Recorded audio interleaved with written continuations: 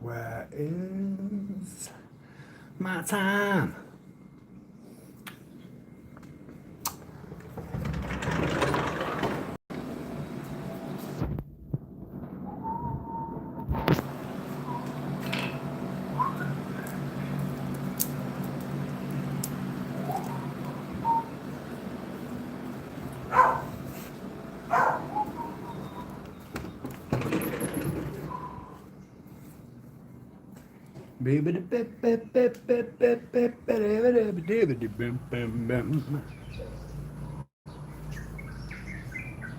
Boom,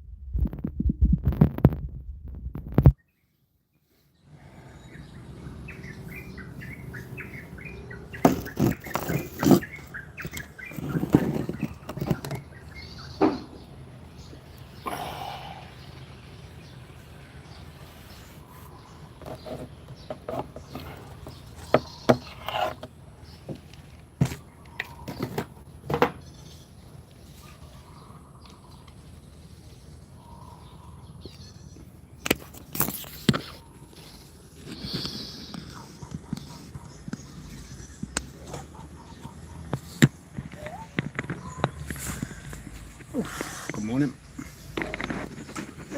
Good morning, good morning. Selamat pagi. Apa kabar? Baik, dan kamu? Oh, okie dokie. Day one, no fever. Better. Oosh. Ah.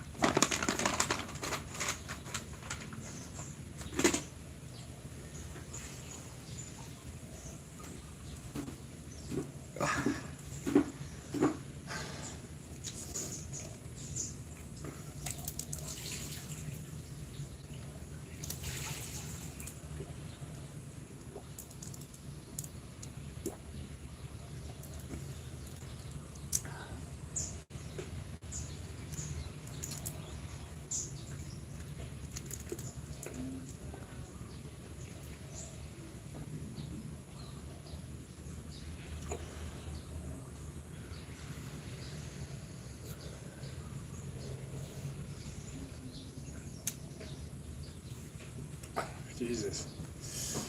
I just went from 0 to 10 real quick, didn't it? Good morning. Oh, 2 weeks. 2 weeks of not being able to move my left arm, and we are back. Can't do much, and I wouldn't say that we've had much wastage going on really, but it's definitely not been the one. When you're used to working out, doing 2 sessions every single friggin' day, it's not night time. How is it night time? Look at this, bloody beautiful. Daytime, morning, sun is out, sun has risen. Time to be alive. 2 weeks of debilitating freaking pain in my arm. It has been excruciating, and we can move again. Where I am, it's 8:40 p.m. So I'm guessing you're in the States, Pearl. Somewhere in the States?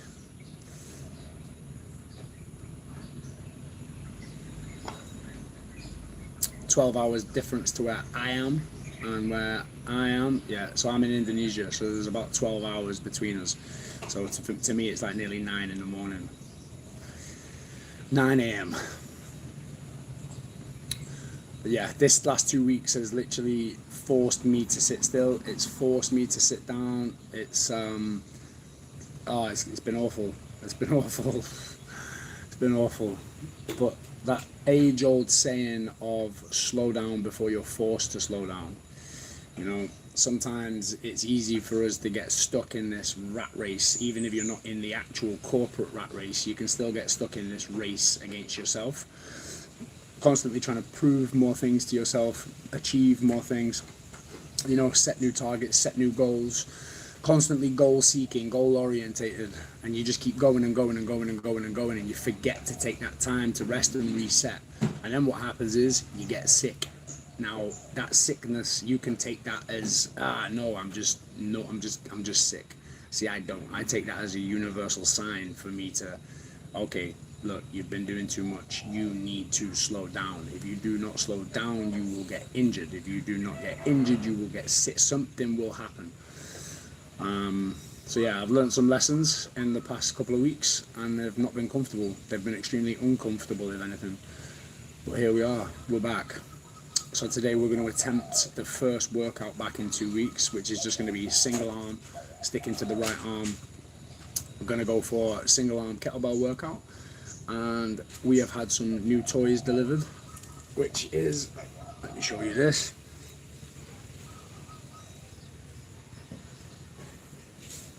Boom.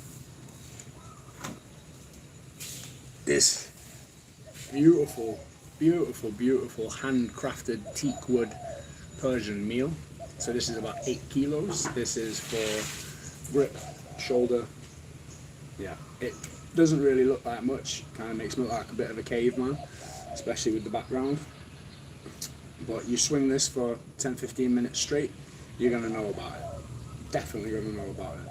So we have a new meal.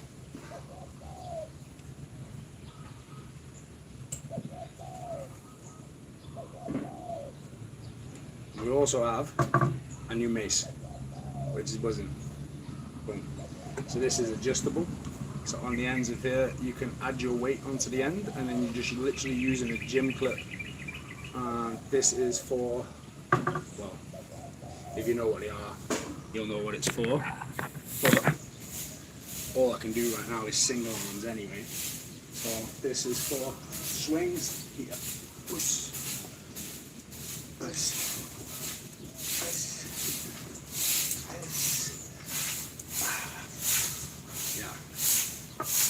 This just kind of shreds up this area, shoulder integrity, fascia development, incredible bit of kit.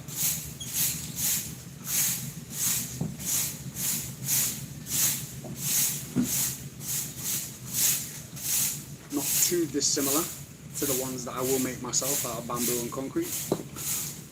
Same again with this.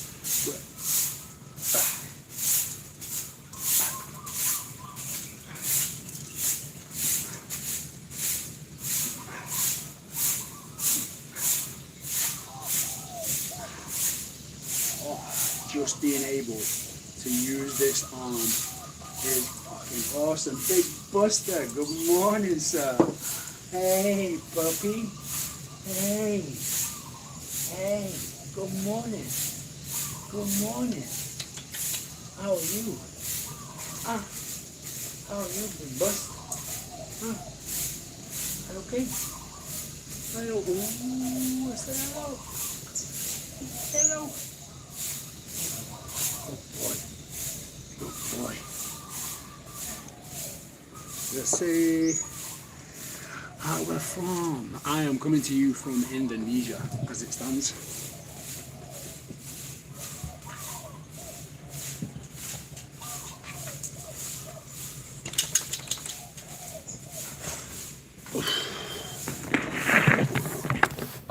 Oh, hang on, Buster. We're going all over the place. Russia. Nice. Whereabouts in Russia? Oh, what have we done? What have we done? Going all over the bloody place.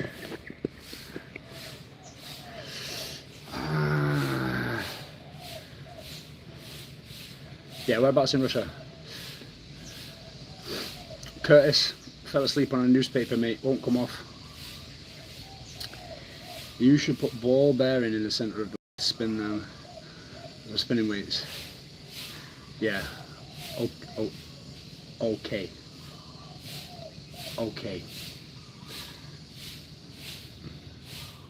while still on the baseball bat.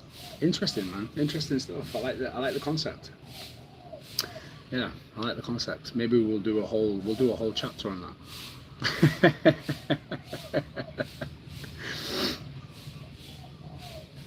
Oof.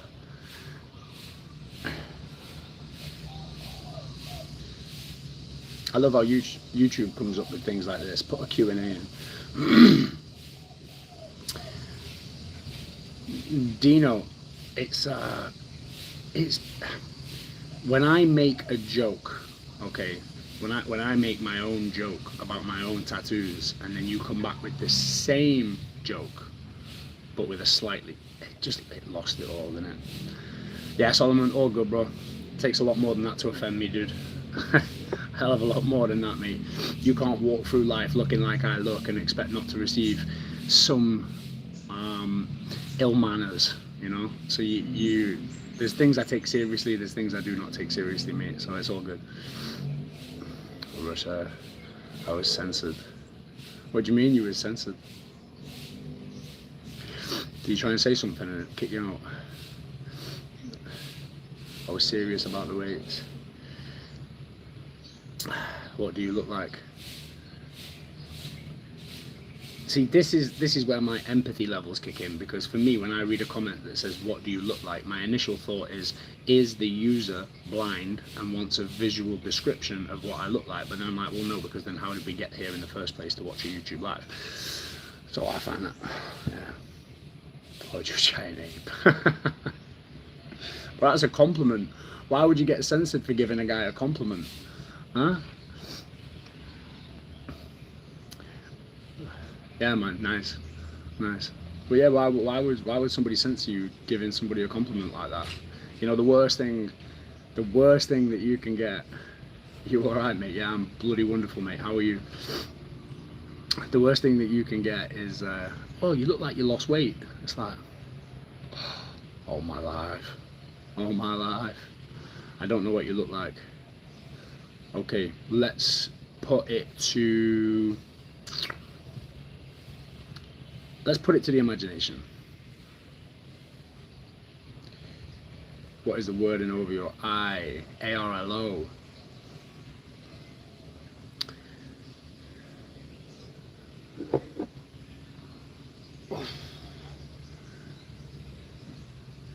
Adam, yes, mate. Indeed. Sat in the sunshine, which is actually burning my back. Been on antibiotics for 2 weeks, man. 2 weeks I've been on antibiotics, which has just been absolutely ruining my system. Now, I don't really agree with painkillers. I don't really agree with pharmaceuticals to a degree, but I also think they can be life-saving. Like, dude, you are getting timed the fuck out because your little face is annoying. Boosh. I can only do 24 hours. Why can we not do boom? Permanent.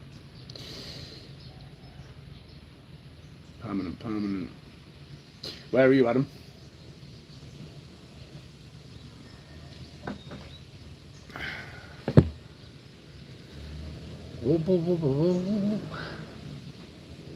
Manchester.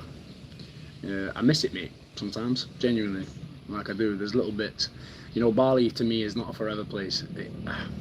I'd like to say it is, but also it's never land. You know, it's a fairy tale.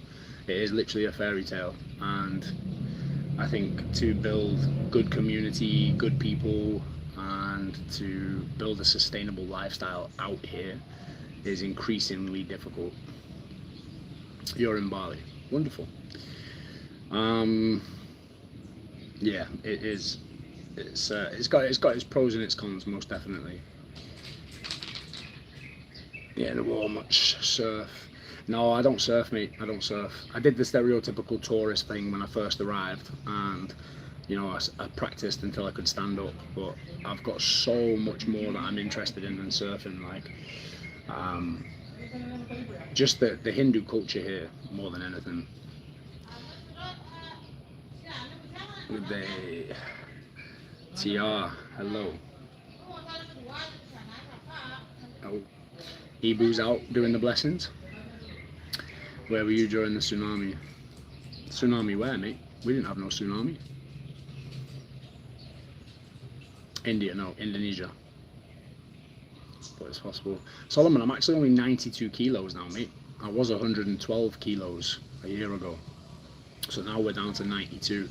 My little pop and snapping. And plus, even at 112 kilos, I could still stand in backflip. That's exactly what all I do with my training methodologies, with my clients, with everything that I work through is about remaining. You know, you don't have to be skinny to be functional or to be able to take part in things that need explosivity.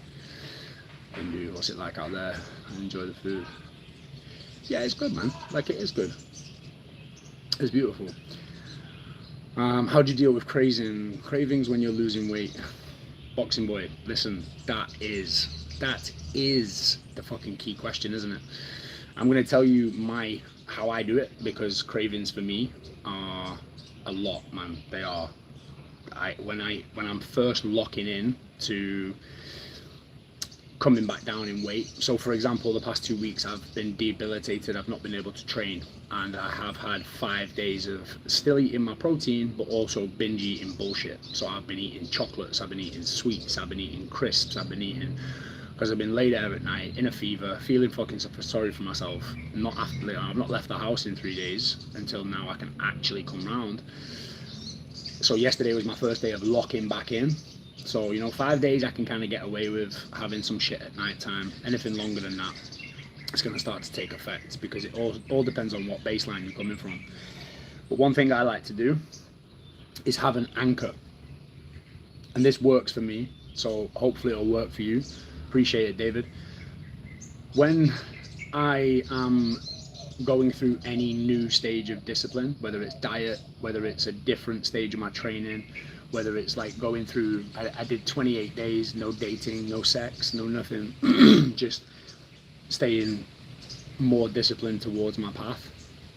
I put a ring on this finger and I use it as an anchor to bring me back to my purpose and to bring it back to my actual focus and determination on where I'm going. So I will put the ring on my finger every single time I think, right, okay, I want that cookie after I've had my meal. I bring myself back to the ring, I shut my eyes for a minute, I hold, I touch, and I feel something physical which reminds me of why I'm doing what I'm doing. And then it's a lot easier for me personally. Again, this works for me, it may or may not work for you. But for me, just having that physical anchor in the real world to remind me what I'm doing and why I'm doing it, I found it a lot easier to get over the idea of actually, do I want this right now, which is going to sacrifice what I want more. Do you have any close friends that you can chill with? Yes, most definitely, mate, yeah. Where I live, it's a nice little community. It's quiet, it's peaceful. I'm going to try it. I'm going to try that. Great advice. Honestly, guys, it's one of the things that it was a game changer for me in January. Literally a game changer for me in January. Why did you move there? The UK's fucked, mate. The UK's fucked. It's getting worse. And to be honest with you, I mean, I'm not going to put my tinfoil hat on right now, but I'd start to suspect that it doesn't really matter where you are in the world. It's all kind of going the same way, you know. Boxing boy, you are more than welcome. Absolutely more than welcome. How much do I need to, I don't know, mate, just keep doing it. Just keep doing it and keep doing it, and we will see. On the men, brother. Yeah, Kane, we're back, mate. We are back. The arm is functional again. Look, I can lift up my shoulder. This, to me, okay, I've not been able to do that in 2 weeks. I've not been able to lift up my shoulder, lift my arm above my head. So I'm super grateful for that. Super grateful. Bami Garang.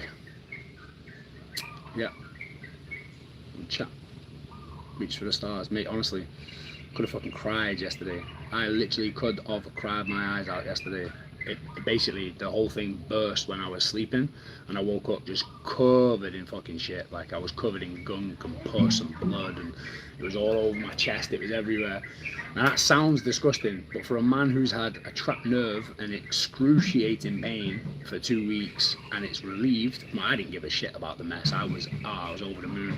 Drove to the doctors, smiling my friggin' head off me. Me and the doctor spent 30 minutes just draining it, and now it keeps draining like every 2 to 3 hours.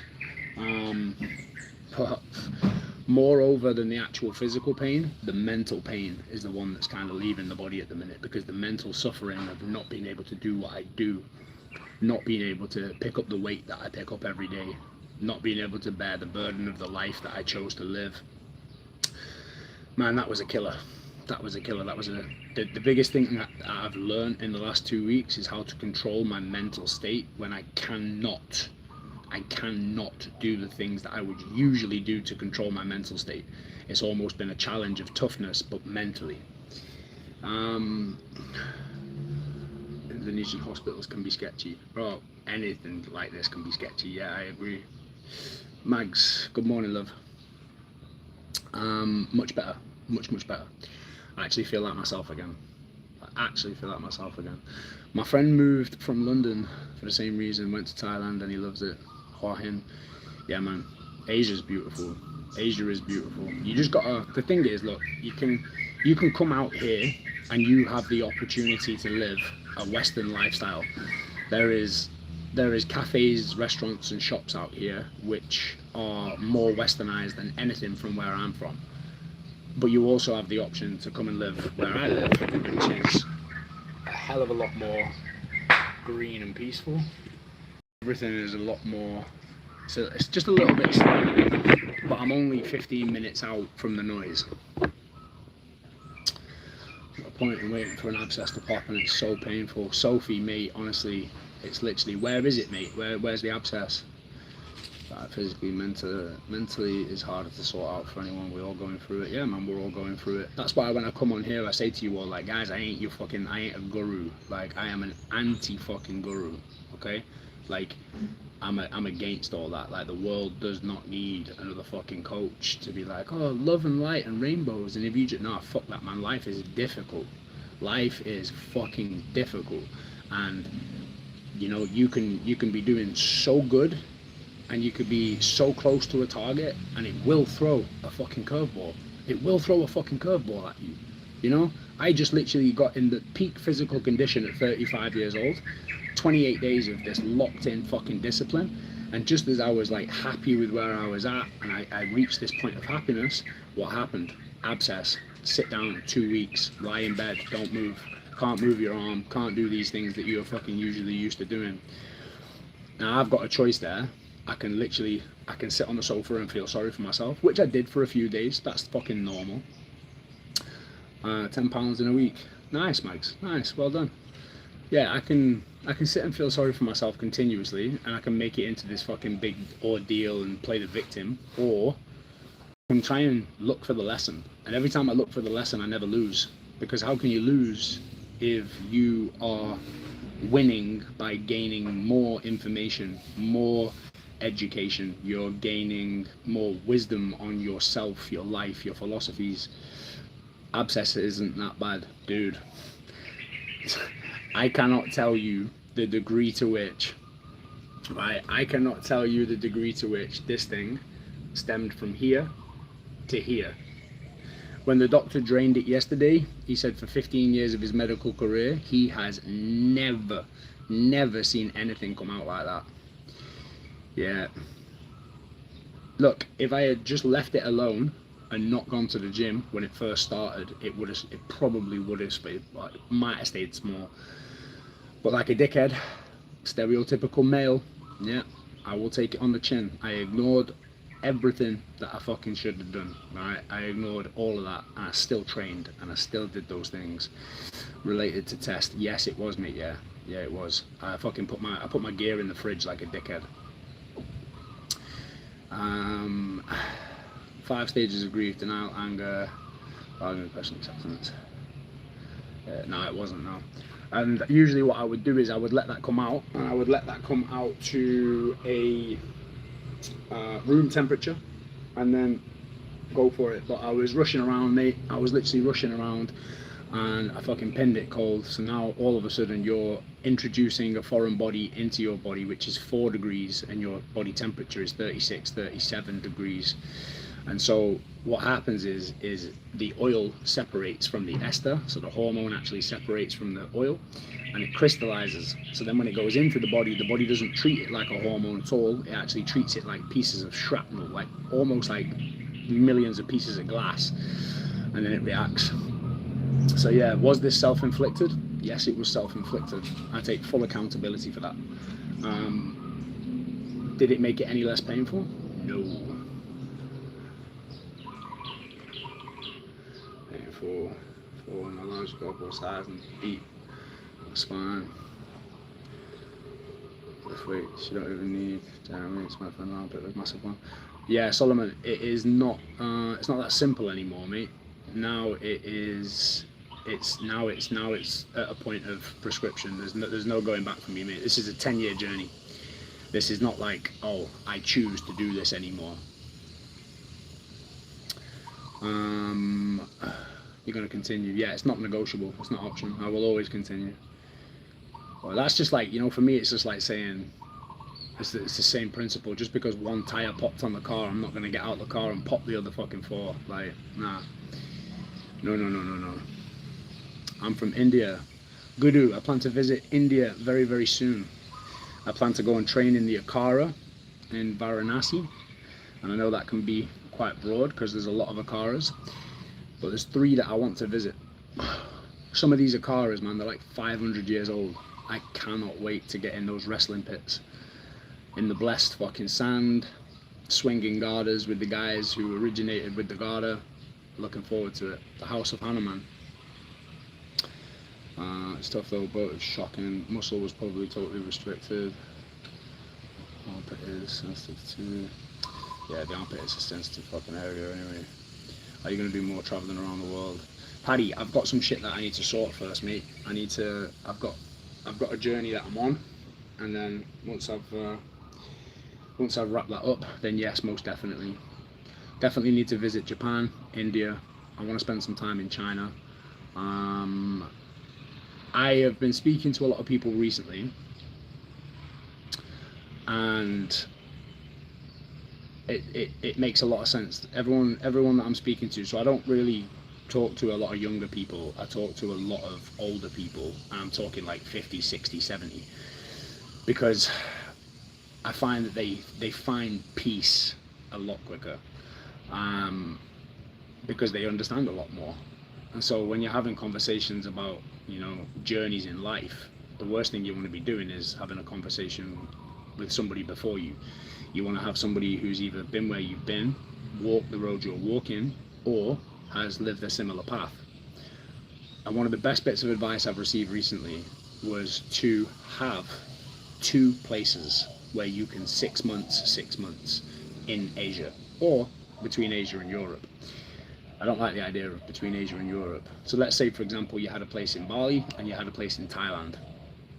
And you can go to Thailand for Bali's rainy season, because in Thailand, then it's their dry season. And Thailand's wet season is Bali's dry season. So you can just keep alternating these things. And it gives you a bit more of a consistent, you know, Thailand from here, it's like 3-4 hours on a plane. You can do it for 120 quid, 125 quid. You can be in Thailand. I think a total trip to Thailand from where I am right now, if you wanted to go and stay there for a week, I'd say you could do it for 300 quid.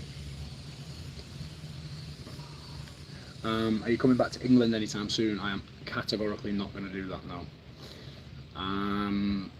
I can highly recommend Iran. It sounds scary, but I promise it's an amazing place, friendliest people I've ever met as a Brit abroad. I would happily go to Iran, yeah. All the propaganda on the news and all the propaganda that you see that's fed to you, you know, this place is this, this place is this, this place is this, don't go there, this is terrifying. Ignore all that shit. Like, ignore all that shit. The world's a beautiful place. Philippines. I have not, no. Challenge me and read the Quran. I know quite a lot of the teachings from the Quran. I've got a lot of Muslim friends. can I ask how you got into the position to do what you do? Panda Fangs, in what respect, mate? I want to be able to answer that question properly. As in the line of work that I do?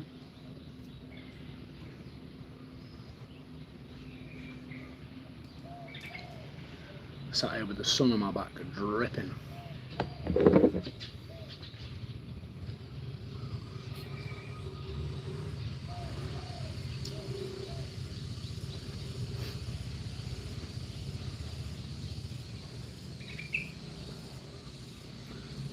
I need to travel somewhere where there's sunshine, more sunshine. Depression kicks my ass every winter, dark evenings. Do you know what's funny? Paddy, in the UK, I actually used the winters to be fucking... Oh, bro, they were beast mode for me in the UK. We're going to move over here, actually, guys, because it's fucking sat in the sun, and this is burning Hanuman on my back. Come over here a second.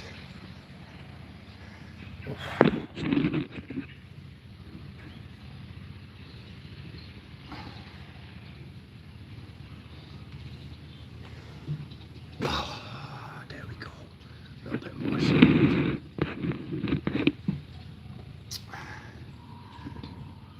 Bro is fighting demons for real. Hey, we're all fighting demons. General line of work. I like to help people. Like genuinely, I genuinely love to help people. So I don't really focus on the money aspect. I focus on being a good coach.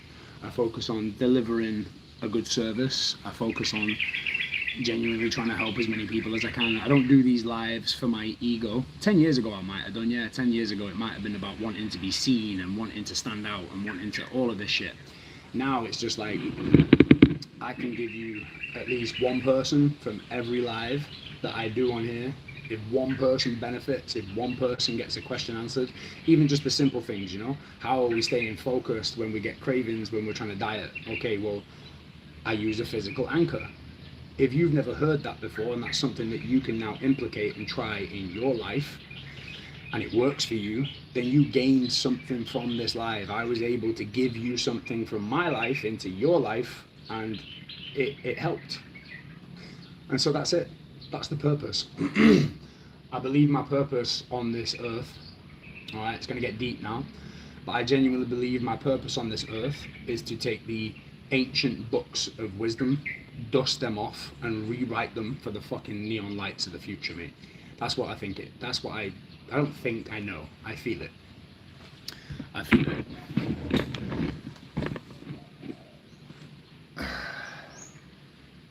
If you had to choose one place to live, I can't choose that. I really can't choose that. I really don't know. Did you watch the kickboxing movie the other night? No, mate, I didn't, you know. I didn't. What did I watch? Oh, shit. I ended up watching some freaking anime. What did I watch? Jujutsu Kaisen. Jujutsu? I don't know. Jujutsu, something like that.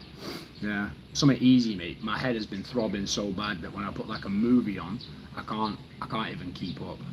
But with a little bit of anime on in the background, it's just something, you know, something going. But just bought a new book yesterday because now my head's fresh. I prefer to read than sit and watch Netflix anyway. So got myself a new fucking 1,000-page book, and we're gonna go into that. An interpreter of ancient wisdom. This is it. What do you think of helping people with peptides, diabetes, stomachs? Mention, would it be good business? Help other people. That would depend, number one, on the level of education. It would depend, number two, whether somebody had the ability to test that person to see if that was going to be beneficial or if it's going to be more detrimental.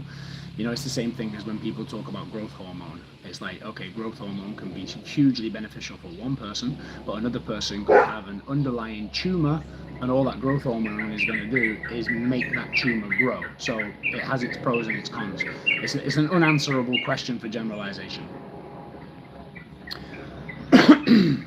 Excuse me.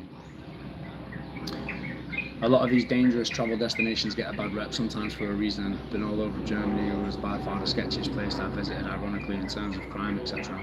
Mate, this is it. You know, I was having a conversation over coffee this morning, and I was like, I don't understand why every person that comes from a foreign country to England goes straight to London. And it's like, you could land yourself as a foreigner in London, and you could literally walk onto the wrong estate. Oh, you will have the worst time in the world. But equally, you could go up to Salford, Manchester, and you could find the nicest place in the world with a nice, you know, it all depends on your personal experience, where you land. I think as well, as a man, it all depends how you carry yourself. If you're walking around looking like a victim, you have a higher chance of fucking being victimized, you know, you do. If you are walking around that you don't take care of yourself, you don't look after yourself, you know, you are a target in rough rural areas. It's like when the guy says, you know, oh, I got my Rolex nicked, I got my Rolex snatched down an alley. I'm like, well, number one, you do not look like you can defend yourself. Number two is, why are you wearing a Rolex in a foreign country down a random alley? Like, there's ways and means of mitigating risk to yourself. Mitigation, word of the day. Mitigate the risks. Yeah, like, these things shouldn't happen, but also we live in a world now where we know it's inevitable. These things do happen. You know, the world shouldn't be like that, but it is. It is. And the way it's going now, none of us can be certain. None of us can be certain at all in the direction of where the world is going. And I think it's actually hard for us to even start to comment on it or principalize the direction of of humanity and what the whole purpose is in general. So I think if we all individually focus on helping the people around us as best as we can, I reckon that's probably the best call of action that we have. From Morocco, and I'm working a night shift in a call centre to afford survival. Is there any destination in Asia that can be easy to survive and enjoy the beaches? Yeah, of course, mate, yeah. That all depends. I was looking at India yesterday, so I was looking, I know obviously we're stepping a bit in the wrong direction, but I was looking at the cost of living in India, and it's even cheaper than in Indonesia. Crazy. So, night shift on a call centre to afford survival. Bro, I've been there, mate. I've been there myself, working fucking call centres. I've worked night shifts. I used to be a sales rep. I used to work on commission only. But I used to go door to door knocking for N-Power, selling people on council estates cheaper electricity. You know, I had fucking Rottweilers chasing me. I had random people turning up naked to the fucking door. Like, I've been chased out of gardens. But that was the most character building part of my fucking life. I look back on that with very fond memories. That struggle, that survival. Like, I look back on those moments and I'm fucking grateful for them, because you will have a lot more to talk about in your story when you do make it. But my best advice for you, mate, is look at the call centre that you're working in right now. Look at what position that you currently hold. How can you do that for yourself? How can you do what you're doing right now to make somebody else money? How can you do something similar but for yourself, if you're already good at what you do? So if you're taking inbound calls, right, okay, find a job online which allows remote working, so you can work from anywhere in the world. Apply for the fucking job with the experience that you've got. And now all you're doing is you're sat on a laptop with a headset and you're taking calls inbound. You're still doing the call center thing, but you're just not stuck in an office. Now you have the freedom to travel and freedom to go wherever you want. The world is forever changing, and especially since lockdowns and COVID and all of that, you know, remote working became a bigger thing. It's not victim blaming to encourage common sense. I always travel light without a pot to piss in. No valuables at all unless absolutely necessary. Yes, that's smart traveling, mate. Smart traveling. You know, it's like, oh, I had my jewelry robbed, and I had this robbed, and I had that robbed, and I'm like, why was that with you in the first place? Mate, I go everywhere in cargo shorts, a fucking sarong and flip-flops. 90% of the time, that's how you'll find me dressed. It's very rare you'll catch me in any brand, and if it is a brand, it's probably a friend who started a company, and I'm trying to support their brand and their mission. That's it. Okay guys, I'm going to do another 45 seconds, 40 minutes for today. It was a bit of a later one. Thank you for being here, especially you guys that turn up on a daily basis. Again, life is difficult, and we're all just trying to do our fucking best to understand it. Like, we're all figuring it out, man. Doesn't matter. You don't need drawings all over your face to understand that life is gonna judge you. People are gonna judge you. The world is going to fucking judge you, whether you like it or not. It is just how it is. And I want this channel and the videos that I put up, I want it to be about creating that mindset and that fucking physical body that you can embody as a fucking human being to build a foundation strong enough to handle the fire. That's it. All right, there's always going to be fire. The fire is always going to be fucking there.